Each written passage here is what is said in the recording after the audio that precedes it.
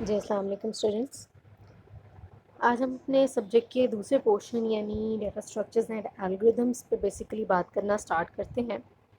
Algorithms जैसे कि आपकी लास्ट असाइनमेंट में भी मैंने आपसे पूछा था कि आपको एल्गोरिदम एंड प्रोग्राम में डिफरेंस क्लियर करना है अपने माइंड में। तो एल्गोरिदम एंड प्रोग्राम के दरमियान डिफरेंस यही है कि प्रोग्राम हमेशा किसी प्रोग्रामिंग लैंग्वेज के रूल्स को फॉलो करते हुए बनाया जाता है और प्रोग्राम जो है वो हमारे पास हमेशा एक जो है ऐसा प्रोग्राम जो है हमारे पास कंपाइल एंड रन करके हम उसकी आउटपुट्स गेट कर सकते हैं। यानी हम अपनी प्रॉब्लम को सॉल्व करने के लिए प्रोग्राम यूज़ करते हैं। यानी एक्चुअल अगर हमें सोल्यूशन चाहिए, हमें आउटपुट्स चाहिए, इनपुट प्रोवाइड करके हमने कंप्यूटर से कोई काम करवा के आउटपुट लेना है तो हम उसके लिए प्रोग्राम यूज़ करते हैं।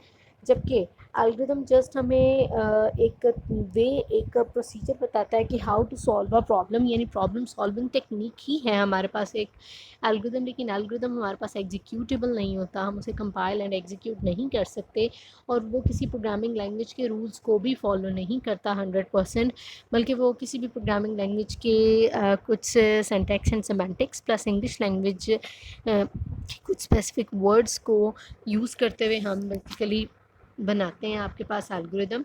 और एल्गोरिदम का मकसद क्या होता है? एल्गोरिदम का मकसद होता है कि प्रॉब्लम सॉल्विंग का जो प्रोसीजर है, ऑपरेशन है कि किस तरह से किसी प्रॉब्लम को सॉल्व किया जाए, उसके बारे में हमें गाइड करता है, हेल्प करता है। बहरहाल एल्गोरिदम के बारे में कुछ और जानते हैं, एल्गोरिदम के बेसिक्स के बारे में, इंट्रोडक्शन के बारे में हम जानते हैं कि एल्गोरिदम एक्चुअली क्या है।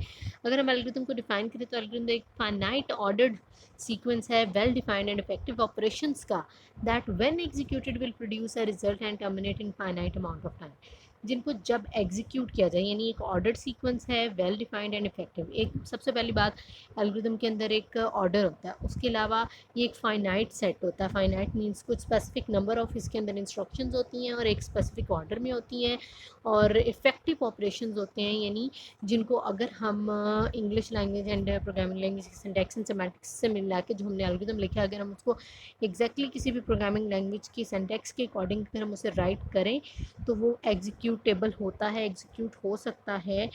उसको हम क्या बोलते हैं? एल्गोरिदम बोलते हैं। और एल्गोरिदम हमेशा हमारे पास एक आउटपुट जनरेट कर सकता है when executed, only when executed, और कुछ स्पेसिफिक टाइम में ख़त्म भी होता है। तो एक कंप्लीट डेफिनेशन अगर हम एल्गोरिदम की बात करें तो algorithm number 1 finite order set है, सेकेंडली वेल डिफाइंड है, ठीक है, थर्डली इफ़ेक्टिव ऑपरेशंस का कॉम्बिनेशन है, फोर्थली जो है एग्जीक्यूट करने पे प्रॉपर रिजल्ट प्रोड्यूस करता है, और फिफ्थ जो है ये टर्मिनेट कर जाता है एक स्पेसिफिक अमाउंट ऑफ टाइम में। यानी 5 चीज़ें हैं जिन्हें हमने अपने फोकस में रखना है जब हम एल्गोरिदम को डिफाइन करेंगे। The term effective is use to capture the idea of being executable. Again जो मैंने आपको बताया है कि इफेक्टिव का मतलब यही है कि वो ऐसे ऑपरेशन एल्गोरिदम को हम इस तरह से लिखते हैं कि जैसे ही उसे किसी प्रोग्रामिंग लैंग्वेज के सिंटैक्स के अकॉर्डिंग उसे कन्वर्ट किया जाए और एग्जीक्यूट किया जाए तो वो कोई एक स्पेसिफिक जो है आउटपुट जनरेट कर सके, तो तब हम उसे क्या बोलते हैं कि ये एक एल्गोरिदम है।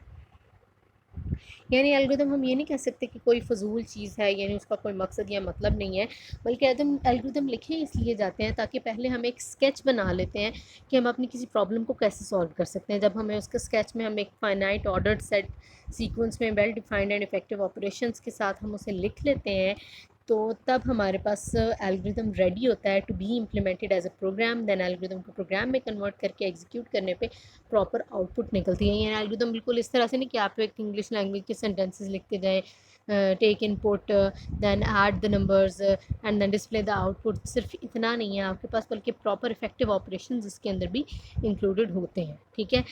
किस तरह से अभी हम जिस तरह डिफरेंट एल्गोरिदम्स देखते जाएंगे तो हमें आइडिया होता जाएगा कि हाँ जी एल्गोरिदम वाकई आपके पास इफेक्टिव ऑपरेशंस और वेल डिफाइंड ऑपरेशंस का ही कॉम्बिनेशन होता है जो कि ईजिली कन्वर्ट हो सकता है प्रोग्राम में। जस्ट हमें कुछ इंग्लिश लैंग्वेज के वर्ड्स को हटाना होता है और इसकी जगह हमें प्रोग्रामिंग लैंग्वेज के सेंटेक्स के कुछ स्पेसिफिक जो है सिंबल्स को वहाँ पे पुट करना होता है और हमारा वही काम वही एल्गोरिदम प्रोग्राम बन जाता है।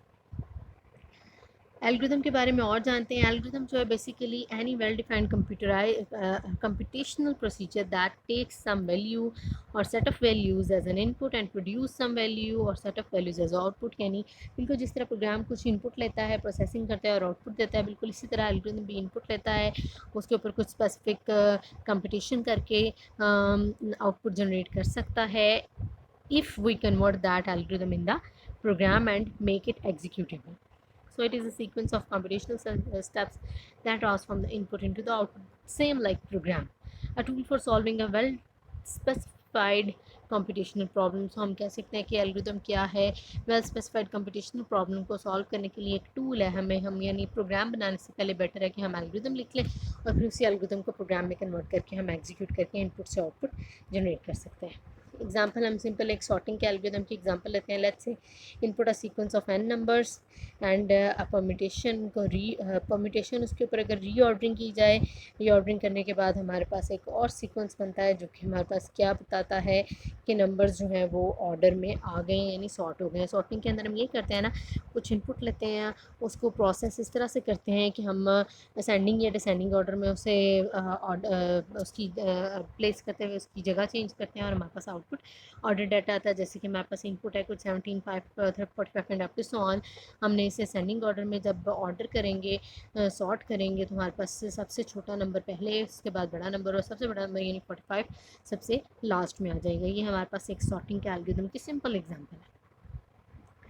अच्छा, करेक्टनेस ऑफ एल्गोरिथम। एल्गोरिथम की एक करेक्टरिस्टिक है जिसे हम बोलते हैं करेक्टनेस ऑफ एल्गोरिथम। एल्गोरिथम जो है वो करेक्ट तब कहा जाएगा, is set to be correct if for every input instance it halts with the correct output. ठीक है जी, एल्गोरिथम का करेक्ट होना भी ज़रूरी है। और हम एल्गोरिथम की करेक्टनेस किस तरह से चेक करेंगे कि अगर हम एल्गोरिथम को कोई भी इनपुट दें तो वो एक करेक्ट आउटपुट अगर जनरेट करे तभी हम कहेंगे कि हमारे पास एल्गोरिथम करेक्ट है। इनकरेक्ट एल्गोरिथम क्या होता है, might not halt at all on some input instances और it might halt with an answer other than desired one. ठीक है जी, यानी अगर हमें डिज़ायर्ड आंसर या तो आंसर मिले ही ना, आउटपुट मिले ही ना, या फिर डिज़ायर्ड आउटपुट ना मिले, तो फिर हम कहते हैं कि एल्गोरिथम इनकरेक्ट है, करेक्ट नहीं है। सो बेसिकली एल्गोरिथम का करेक्ट होना ज़रूरी है। क्या इनकरेक्ट एल्गोरिथम यूज़फुल होता है? बिल्कुल हमारे पास इनकरेक्ट एल्गोरिथम यूज़फुल नहीं होगा, क्योंकि जो आउटपुट जनरेट नहीं कर रहा है या फिर गलत आउटपुट जनरेट करेगा, जब उसे प्रोग्राम में कन्वर्ट किया जाएगा तो ऐसे एल्गोरिथम का कोई फ़ायदा, कोई यूज़ नहीं है। Problem solved by algorithm. Sorting, searching are by no means the only computational problem for which algorithm। अच्छा, अगर हम बात करें कि एल्गोरिथम किस मकसद के लिए यूज़ होता है, क्या एल्गोरिथम सिर्फ सॉर्टिंग एंड सर्चिंग के प्रॉब्लम को सॉल्व करने के लिए यूज़ होता है? नहीं, बिल्कुल ऐसा नहीं है, बल्कि एल्गोरिथम हर तरह के प्रॉब्लम को सॉल्व करने के लिए हम एल्गोरिथम को यूज़ कर सकते हैं। जैसे कि अभी हम अपने नेक्स्ट जब एल्गोरिथम को पढ़ते जाएंगे तो हम सर्चिंग एंड सॉर्टिंग के अलावा भी बहुत से काम करने के लिए एल्गोरिथम्स की हेल्प लेंगे। प्रैक्टिकल एप्लीकेशन एल्गोरिथम कहाँ कहाँ यूज़ होते हैं? इंटरनेट वर्ल्ड में, ई कॉमर्स में, कमर्शियल सेटिंग्स बनाने के लिए, मैन्युफैक्चरिंग एंड कमर्शियल सेटिंग्स बनाने के लिए, शॉर्टेस्ट पाथ फाइंड आउट करने के लिए, मैट्रिसेस मल्टीप्लिकेशन ऑर्डर के लिए, डीएनए सीक्वेंस मैचिंग के लिए। यानी हमारे पास ऑलमोस्ट हर फील्ड, अगर हम देखें, हम कॉमर्स की फील्ड देख लें, मेडिकल की डीएनए की फील्ड यानी जहाँ पे डीएनए सीक्वेंस मैचिंग होती है, मेडिकल की फील्ड देख लें, हम मैन्युफैक्चरिंग की फील्ड देख लें, हम नेटवर्क्स की फील्ड देख लें जहाँ पे शॉर्टेस्ट पाथ फाइंड करना है, हम ट्रैफिक की, मतलब ऑलमोस्ट हर फील्ड में हमारे पास हम प्रॉब्लम को सॉल्व करने के लिए एल्गोरिथम की हेल्प लेते हैं। एल्गोरिथम हमें प्रॉब्लम सॉल्विंग का एक प्रॉपर मैकेनिज्म, एक फ़्लो बताता है, सीक्वेंस ऑर्डर बताता है, ठीक है, कि हम कौन कौन से ऑपरेशंस परफॉर्म करें तो हमारा प्रॉब्लम सॉल्व होगा। कुछ इनपुट लेता है, कंपटीशन करता है, कुछ आउटपुट देता है। जैसे ही हम एल्गोरिथम को कन्वर्ट कर देते हैं एल्गोरिथम से प्रॉपर प्रोग्राम में, तो वो हमारे पास डिज़ायर्ड आउटपुट्स भी जनरेट करने लग जाता है और हर तरह की फील्ड में ऑलमोस्ट यूज़ हो सकता है हमारे पास।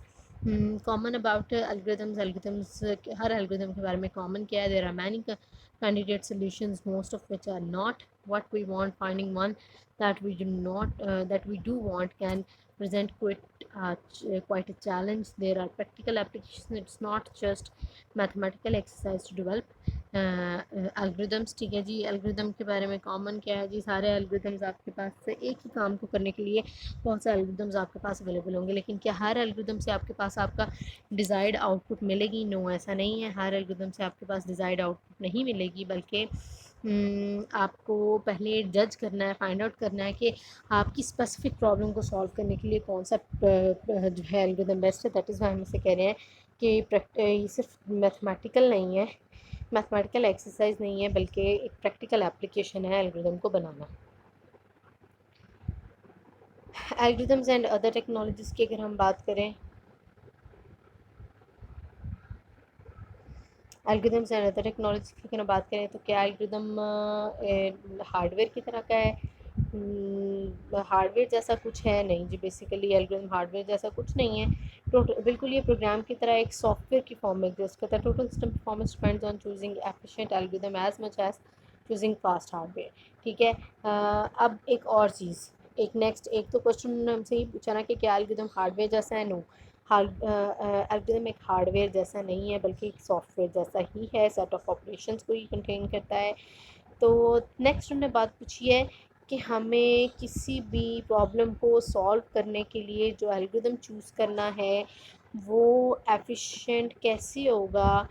बेसिकली वो उसकी एफिशिएंसी हम किस तरह से चेक करेंगे। देखिए जी, टोटल सिस्टम की परफॉर्मेंस डिपेंड ही इस पे करती है कि choosing efficient algorithm as much as choosing fast hardware. हम अगर एक बहुत फास्ट हार्डवेयर लेते हैं, यानी हमारे पास एक सुपर फास्ट मशीन है, कंप्यूटर है, हम कहते हैं जी एप्पल कंपनी की हमने कोई बहुत ही फास्ट, बहुत ही अच्छी क्वालिटी की, बहुत ही फास्ट प्रोसेसर, ड्यूल या क्वाड कोर प्रोसेसर के साथ एंड हाईएस्ट मेमोरी के साथ 4 GB या 16 GB तक रैम की हमने एक बहुत अच्छी मशीन, एक कंप्यूटर हम यूज़ कर रहे हैं। लेकिन उसके ऊपर हम कैसा एल्गोरिदम लगाएं कि वो हमें जो है एफिशिएंट रिज़ल्ट, यानी बहुत बेटर और जल्दी जल्दी रिज़ल्ट दे, उसकी प्रोसेसिंग फ़ास्ट हो। तो क्या हमें कंप्यूटर फास्ट चाहिए या हमें एल्गोरिदम फास्ट चाहिए? देखिए जी, हमारे पास एक मशीन बहुत फास्ट है, लेकिन अगर हम उसको ऑपरेट ही बहुत स्लोली कर रहे हैं तो क्या वो हमें फ़ास्ट आंसर दे सकती है?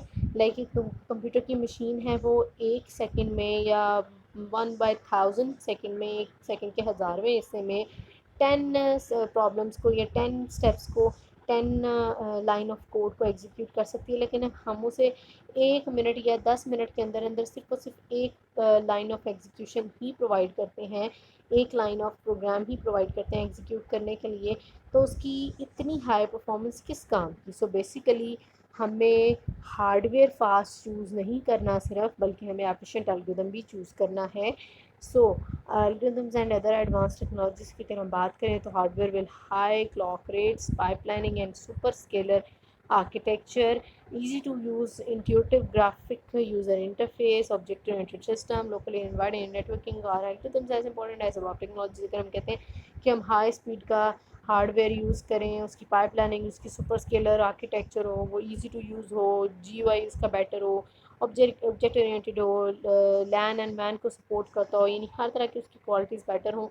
तो क्या सिर्फ हमें यही सारी रिक्वायरमेंट्स हमारी फ़ास्ट कम्युनिकेशन के लिए? नहीं जी, हमारे पास फ़ास्ट कम्युनिकेशन के लिए सिर्फ ये रिक्वायरमेंट्स नहीं है, बल्कि हमारे पास एल्गोरिदम्स भी इतने ही इंपॉर्टेंट हैं जैसे कि ये टेक्नोलॉजीज़ का फ़ास्ट होना ज़रूरी है, इसी तरह हमारे पास एल्गोरिदम्स का फ़ास्ट होना भी ज़रूरी है। देखिए जी, आप एक ही काम को करने के लिए एक प्रोग्राम लिखते हैं, लेट्स से आपने 2 नंबर्स को ऐड करवाना है, तो आप एक प्रोग्राम लिखते हैं, एक एल्गोरिदम लिख बनाते हैं जिसके अंदर आप पहले यूज़र से एक इनपुट लेते हैं, फिर आप उससे दूसरी इनपुट लेते हैं, फिर आप उसको ऐड करते हैं थर्ड स्टेप में, फोर्थ स्टेप में आप उसकी आउटपुट को स्टोर करते हैं, फिफ्थ स्टेप में आप उससे शो करवाते हैं। ठीक है जी। और या फिर आप क्या करते हैं, आप दो, आपने क्या किया, इसमें 2 इनपुट्स ली, पहले पहली इनपुट ली, फिर दूसरी इनपुट ली। ठीक है। वेरिएबल्स आपने पहले एक वेरिएबल डिक्लेयर किया, उसमें इनपुट ली, दूसरा वेरिएबल भी डिक्लेयर किया, उसमें इनपुट ली, फिर आपने उन दोनों को फिर आपने तीसरा वेरिएबल लिया, उन दोनों को ऐड करके रिज़ल्ट तीसरे वेरिएबल में रखा। फिर आपने जाके उसको आउटपुट को जो है वो सी आउट करवाया। ठीक है, वहाँ पे आपका प्रोग्राम एंड हुआ। यही अगर आप काम कम स्टेप्स में कर लें, यानी आप इनपुट्स जो हैं वो जितनी भी आपने वेरिएबल्स बेसिकली लेने हैं वो आप इकट्ठे डिक्लेयर करा लें एक ही स्टेटमेंट में, आप इनपुट्स दोनों एक ही स्टेटमेंट ले लें और एक ही स्टेटमेंट के थ्रू आप कैलकुलेशन भी करें, प्लस बी करें और उसे सी आउट भी करवा दें थर्ड वेरिएबल में स्टोर करवाए बगैर। अगर आपको स्टोर करवाने की ज़रूरत है तो आप स्टोर करवाएं, अदरवाइज़ आप डायरेक्ट आउटपुट दे दें, तो आपके पास वही जो 1 2 3 4 5 6 7 8 9 स्टेप्स का प्रोसीजर था, वही आपके पास 3 से 4 स्टेप्स में कन्वर्ट हो जाएगा। सो बेसिकली एक काम को करने के हमारे पास मल्टीपल तरीके हैं, लेकिन हमें कौन सा तरीका चूज़ करना है जो कि फ़ास्ट और एफिशिएंट होगा, जो कि हमें जल्द से जल्द हमारी आउटपुट जनरेट करके देगा। So the discussion is basically the topic and the discussion is कि क्या हमें सिर्फ और सिर्फ टेक्नोलॉजी को एडवांस रखना है या हमें अपने एल्गोरिदम को भी एफिशिएंट बनाना है। तो आंसर इज़ टेक्नोलॉजी के एडवांस होने के साथ साथ हमें एल्गोरिदम को भी फास्ट बनाना है। कैसे हम इसे और जस्टिफाई करते हैं, कुछ एग्जांपल्स के थ्रू। कहते हैं जी हमने नंबर्स के प्राइमलिटी चेक करनी है, कोई नंबर प्राइम है या नहीं। A number which has exactly two divisors is called prime. ठीक है, ये तो कंफर्म है हमारे पास, जिसके सिर्फ दो प्राइम हो, सॉरी जिसके सिर्फ दो डिवाइजर हो, the number itself and the number one, वही हमारे पास प्राइम होता है। ये प्रॉपर डेफिनेशन नहीं है प्राइम की, प्राइम नंबर की कंप्लीट डेफिनेशन अगर हम कहें तो कोई भी ऐसा नंबर जिसके टोटल 4 डिवाइजर हों, the number itself in the positive and negative form and the number one in positive and negative form, तो फिर हम उसे प्राइम नंबर कहते हैं। जैसे कि 2 एक प्राइम नंबर है क्योंकि 2 या तो अपने आप से डिवाइड हो सकता है +2 या -2 से, या फिर +1 एंड -1 से डिवाइड हो सकता है। इस तरह अगर हम 3 की बात करें तो 3 भी +3 या -3 या फिर +1 एंड -1 से डिवाइड हो सकता है। बहरहाल जी हमने दो एल्गोरिदम सॉरी हमने कोई भी एक नंबर की को चेक करना है कि वो प्राइम है या नहीं। इसके लिए हम दो एल्गोरिदम्स यूज़ करते हैं प्राइमरिटी चेक करने के लिए। एक एल्गोरिदम है जो कि इनपुट लेता है इंटीजर सॉरी वेरिएबल्स डिक्लेयर करता है NIC और C को 0 रखता है, रीड करता है n को, यानी n इनपुट लेता है। रीड एन मीन्स ये एल्गोरिथम है ना, दैट इज़ वाई हमने यहाँ पे कोई सीन नहीं लगाया, बल्कि यहाँ पे हमने रीड एन लिखा है। ठीक है जी, रीड एन करता है, देन वो क्या करता है, for i is equal to 1 to n, यानी एक लूप लगाता है और और 1 से लेके n तक, यानी जितनी भी उसने नंबर्स वो रीड करता है उनको क्या करता है और क्या चेक करता है कि अगर n mod i is equal to 0 है तो क्या करता है, c is equal to c+1। अगर c 2 के इक्वल है तो output the number is prime, else the number is composite. ठीक है, यानी c में वो क्या चेक कर रहा है, c में जो है n के डिवाइसेस चेक कर रहा है। n को जो है वो उससे छोटे 1 से लेके उससे छोटे तमाम नंबर्स तक वो डिवाइड करता है। आई उसने लूप लगाया है 1 से लेके n तक, यानी अगर वो नंबर 3 को चेक कर रहा है कि वो प्राइम है या नहीं, लेट्स से यूज़र ने n दिया 3 तो वो n को n से छोटे तमाम नंबर यानी और उसी n के n से ही डिवाइड करके देखेगा, यानी 1 से या 2 से करेगा, 3 से करेगा, बारी बारी n mod 1 n mod 2 n mod 3 करेगा। जहाँ पे उससे 0 आएगा वो c के अंदर रिकॉर्ड कर लेगा, यानी डिवाइज़र नोट कर लेगा। अगर वो 3 को चेक कर रहा है तो उसके पास क्या कितने डिवाइसेस आएंगे, उसके पास जो है 3 mod 1 पे उसके पास 0 आएगा और 3 mod 3 पे 0 आएगा, 3 mod 2 पे 0 नहीं आएगा, तो c के अंदर टोटल क्या वैल्यू आ गई होगी, 2 आ गई होगी। अगर c 2 है तो उसका मतलब है कन्फर्म द नंबर जो है वो प्राइम है। क्यों, क्योंकि हमने कहा है प्राइम नंबर की हमने निशानी ये लगाई कि ऐसा नंबर जो कि सिर्फ और सिर्फ दो डिवाइसेस हों वही प्राइम नंबर है। सो ये एक एल्गोरिथम है। प्रॉब्लम को सॉल्व करने के लिए इसके नंबर ऑफ इंस्ट्रक्शंस को ज़रा नोट डाउन कर लेते हैं, काउंट कर लेते हैं 1 2 3 4 5 6 7 8 9। ठीक है, अब दूसरे एल्गोरिथम की तरफ आते हैं। दूसरा एल्गोरिथम क्या चेक कर रहा है, दूसरा एल्गोरिथम भी आपके पास 3 वेरिएबल डिक्लेयर करता है, सी को 0 करवाता है, ये काउंटर है जो कि याद रखेगा कि कितने डिवाइसेस मिले हैं। एन को रीड करेगा, नंबर को 1 से लेके एन के स्क्वायर रूट तक चेक करेगा। एन का स्क्वायर रूट मीन्स अगर यहाँ पे वो एन 4 है तो 4 का स्क्वायर रूट क्या होगा, 4 का स्क्वायर रूट आपके पास आएगा जी 2, यानी 1 से और 2 से वो चेक करता है। तो अब हमारे पास इंस्ट्रक्शंस जो है यहाँ पे लूप जो है वो आधा हो जाएगा। ठीक है, अगर वो लेट्स से हम चेक कर रहे हैं 8 को चेक कर रहे हैं, 8 को चेक कर रहे हैं तो 1 से होगा, 1 के बाद 2 से होगा। 8 का स्क्वायर रूट आपके पास क्या आता है, 8 पावर 1/2 दैट इज़ 4। तो अगर हम पहले वाले प्रोग्राम से 8 को करते तो यहाँ पर हमारे पास टोटल 8 इटरेशंस होती लूप की। अगर हम सेकंड वाले एल्गोरिथम से करते हैं तो यहाँ पर हमारे पास आइट्रेशन सिर्फ और सिर्फ हाफ रह गई है, लेकिन काम वही होगा, यानी कि नंबर से छोटे तमाम नंबर से छोटे उन नंबर से उसे चेक करके देख लिया जाएगा जिससे पता चल जाए कि उसके डिवाइजर्स 2 हैं या 2 से ज़्यादा हैं। 8 को चूँकि हम 1 से करेंगे तो वो उससे डिवाइड हो जाएगा, 2 से करेंगे हो जाएगा, 3 से करेंगे नहीं होगा, 4 से करेंगे हो जाएगा। 2 से ज़्यादा डिवाइज़र आ गए। यहाँ पे भी अगर हम इसी प्रोग्राम से 8 को करते तो वो 1 से हो जाता, 2 से हो जाता, 4 से हो जाता, 6 से हो जाता, 8 से इटसेल्फ हो जाता, 3 5 और 7 से डिवाइड ना होता। तो अल्टीमेटली उसके पास डिवाइजर 2 से ज़्यादा हो जाते हैं, यानी C2 से ज़्यादा हो जाता। सिमिलरली सेकंड एग्जांपल में भी C2 से ज़्यादा हो जाता है। अगर हम N8 लेते हैं तो कहने का मतलब है दोनों ही प्रोग्राम आपके पास नंबर प्राइम है या नहीं ये चेक करने के लिए इनफ है, बता सकते हैं कि नंबर प्राइम है या नहीं। लेकिन अगर हम दोनों को कंपेयर करें तो फर्स्ट वाले प्रोग्राम के अंदर आपके पास टोटल n इटरेशंस, यानी अगर 8 आपके पास नंबर है जिसकी हम चेक करें कि वो प्राइम है या नहीं, तो 8 इटरेशंस होंगी और सेकंड के अंदर आपके पास उससे हाफ यानी 4 हो जाएंगी। यही अगर हम अभी 8 की बात करें, अगर आप 8000 पे चले जाते हैं तो कहाँ 8000 और कहाँ 4000 जो है एग्जीक्यूशंस। इसी तरह अगर आप जो है 1 मिलियन पे चले जाते हैं तो वहाँ पे कहाँ पे 1 मिलियन पहले वाले प्रोग्राम के साथ नंबर ऑफ आइट्रेशंस और दूसरे में आपके पास सिर्फ उसकी 500,000 आइट्रेशंस होंगी, यानी half of the performance, half of the iterations हमने जो है प्रोसेसिंग जो है हमने उसे कम कर दिया सेकंड वाले एल्गोरिथम से। लेकिन दोनों ही एल्गोरिथम आपके पास प्राइम नंबर फाइंड करके दे देंगे। सो अगर हम इनको कंपैरिजन करें, अगर हम एन लेते हैं आपके पास 10,000 लेते हैं, पहला एल्गोरिथम 10,000 टाइम चलेगा, जबकि दूसरा एल्गोरिथम 10,000 का अगर हम ले लेते हैं स्क्वायर रूट लेते हैं तो वो आपके पास 100 टाइम्स सिर्फ और सिर्फ वो चलेगा। ठीक है, स्क्वायर रूट लेने से एन अगर आपके पास 1000 है तो उसका स्क्वायर रूट आपके पास 100 बनता है, तो 100 टाइम्स जो आपके पास चलेगा। सो ड्रामेटिक एफिशिएंसी जो है आपके पास चेंज होती है आपके दोनों एल्गोरिथम्स की। सो अब बताएं कि क्या हमें एल्गोरिथम वाई डू वी तो क्या हमें एल्गोरिथम एफिशिएंट चाहिए या नहीं? आंसर इज़ येस, हमें एफिशिएंट एल्गोरिथम भी चाहिए, ताकि ये देखें दोनों ने प्राइम नंबर तो बता देना है, तो हम क्यों ऐसा एल्गोरिथम यूज़ करें जो 10,000 आइट्रेशंस करें। हम उसकी बजाय ऐसा प्रोग्राम ना यूज़ कर लें जो 100 आइट्रेशंस करके हमारे प्रॉब्लम को सॉल्व करते हमें जो हमारे रिक्वायर्ड आंसर दे दे। तो बेटर ये है कि हम वो सोल्यूशन चूज़ करें जो कि ज़्यादा एफिशिएंट हो, ज़्यादा फास्ट हो। Why do we need algorithm? Algorithm की ज़रूरत क्यों पड़ती है? One always need to prove that this solution method terminate and does not correct and does the correct answer. Computers may be fast, but they are not infinitely fast, and the memory may be cheap, but it is not free. This resources should be used widely. As an example, there is two algorithm for sorting: merge sort algorithm and insertion sort algorithm. अगर हम merge sort algorithm insertion sort algorithm की बात करें तो N execution time equal to C1 into N square to sort N items, और merge sort में ही आपके पास C2 into N log 2n हो जाता है। आपके पास जब आप लॉग लेंगे n का तो आपके पास वो अच्छी खासी लॉग बेस 2n लेंगे तो आपके पास अच्छी खासी वैल्यू जो है वो कम हो जाती है। यानी इंजैक्शन सॉर्ट ज़्यादा टाइम लेता है और मर्ज सॉर्ट आपके पास कम टाइम लेता है।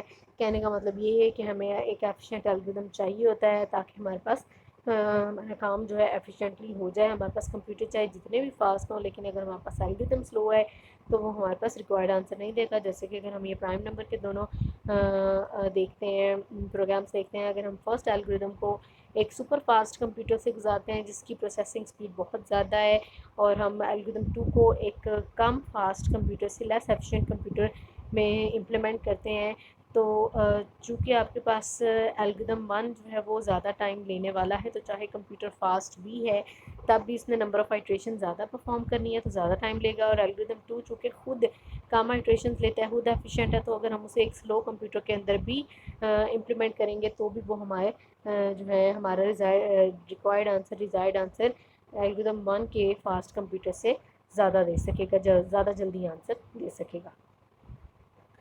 हाँ, C1 एंड C2 आपके पास कांस्टेंट वैल्यूज़ हैं, जिसमें आपके पास C1 छोटा है C2 से, लेकिन हम कहते हैं कि हमारे पास जो मर्ज सॉर्ट है और आपके पास इंजैक्शन सॉर्ट है। मर्ज सॉर्ट आपके पास कम टाइम लेता है क्योंकि लॉग लेने से वैल्यू कम हो जाती है, और जो आपके पास इंजैक्शन सॉर्ट है वो ज़्यादा टाइम लेता है। ये किस बेस पे है? इन दोनों की वर्किंग की वजह से है, इनका जो इनके अंदर नंबर ऑफ़ स्टेप्स और जो आइट्रेशन हैं उसको जब हम काउंट करते हैं तो हमारे पास दोनों का ये डिफरेंस आता है। Assuming computer A executes 1 billion instructions per second and computer B executes only 10 million, यानी एक 1 बिलियन कर रहा है और दूसरा 10 मिलियन इंस्ट्रक्शंस कर रहा है per second. So the computer A is 100 times faster than computer B. तो हम एक फास्ट कंप्यूटर को अगर हम स्लो एल्गोरिथम दे देते हैं तो वो जल्दी आंसर नहीं देगा। यही अगर हम एक स्लो कंप्यूटर को फास्ट एल्गोरिथम दे देते हैं तो वो जल्दी काम करेगा। ठीक है जी।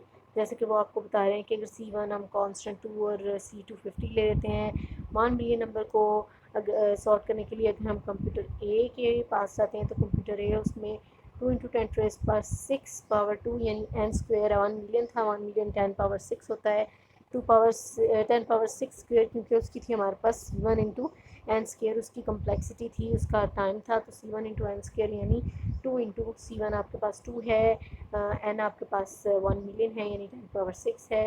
तो instructions divide by 10 power 9, 10 power 9 आपके पहले कंप्यूटर ए की कैपेसिटी है जो कि 1 बिलियन इंस्ट्रक्शंस को कर सकता है एक साथ। 1 बिलियन मीन्स 10 पावर 9। जब हम इसको करते हैं तो हमारे पास 2000 सेकेंड्स लगते हैं आपके डाटा को सॉर्ट करने के लिए। वही अगर हम कंप्यूटर बी लें और वही 1 मिलियन डाटा को हम सॉर्ट करें तो 1 मिलियन डाटा को सॉर्ट करने के लिए हमारे पास C2 50 है, 50 into n into log base 2n अगर हम लेते हैं तो आपके पास, और इसको हम एक स्लो कंप्यूटर 10 पावर 7 वाले, पहले वाला कंप्यूटर 10 पावर 9 की स्पीड रखता था, दूसरा 10 पावर 7 की स्पीड वाले कंप्यूटर से अगर हम उसे डिवाइड करते हैं तो अल्टीमेटली आपके पास 100 सेकेंड लगते हैं वही डाटा को यानी 1 मिलियन के डाटा को सॉर्ट करने के लिए। तो ए फास्ट कंप्यूटर था लेकिन वहाँ पे स्लो एल्गोरिथम होने की वजह से उसने ज़्यादा टाइम लिया। बी स्लो कंप्यूटर था लेकिन फास्ट एल्गोरिथम की वजह से उसने कम टाइम लिया। कहाँ 2000 सेकेंड और कहाँ 100 सेकेंड, अच्छा खासा डिफरेंस है। सो बेसिकली हमारे पास we need to analyse the time and space efficiency of our propose solution. So हमें बेसिकली एल्गोरिथम जो हम बनाते हैं उसका भी ध्यान रखना है कि वो time and space wise efficiently काम करे, यानी जल्द जो है एफिशिएंट सोल्यूशन हो, जल्द से जल्द आंसर दे ताकि हम उसे फिर स्लो कंप्यूटर में भी इम्प्लीमेंट करें तो हमारे पास रिक्वायर्ड आंसर आए। और फास्ट कंप्यूटर में भी बेटर यही है कि हम फास्ट एल्गोरिथम ही यूज़ करें। ठीक है जी, इसके लिए आप एल्गोरिथम को देखने के लिए, एल्गोरिथम के बारे में जानने के लिए जो रेफरेंस आप जहाँ से ले सकते हैं, जो बुक आप यूज़ कर सकते हैं वो थॉमस एच कॉलमैन की और चार्ल्स एलिसन की, और 3 साइंटिस्ट 3-4 इसके जो है ना राइटर्स हैं, इनकी इंट्रोडक्शन टू एल्गोरिथम का सेकंड या इससे हायर एडिशंस भी अब तो अवेलेबल होंगे, उनमें से कोई भी आप एल्गोरिथम ले सकते हैं, बुक ले सकते हैं इंट्रोडक्शन ऑफ एल्गोरिथम पे टॉपिक्स को वहाँ से कवर करने के लिए। बहरहाल जी, हम अपने नेक्स्ट टॉपिक में इन्हीं एल्गोरिथम की टाइम की एफिशिएंसी को किस तरह से जज करते हैं उस पर हम बात करेंगे और फिर हम डिफरेंट एल्गोरिथम्स को बारी बारी समझना शुरू करेंगे।